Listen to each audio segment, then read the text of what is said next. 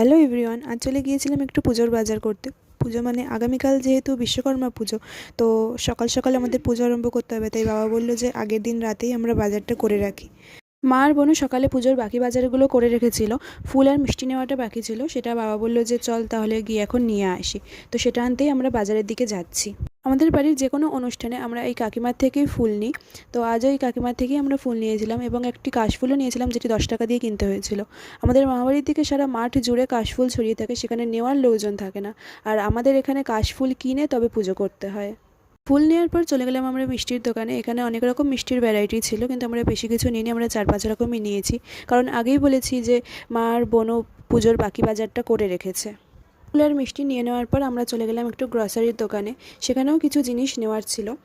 তারপর সমস্ত কাজ শেষ করে আমরা একটু দাঁড়িয়েছিলাম ফুচকা খেতে। ফুচকা খাওয়ার ভিডিওটা আর করা হয়নি, কারণ তখন এতই ব্যস্ত ছিলাম ফুচকা খেতে। তারপর টুকটুক করে হাঁটতে হাঁটতে বাড়ি চলে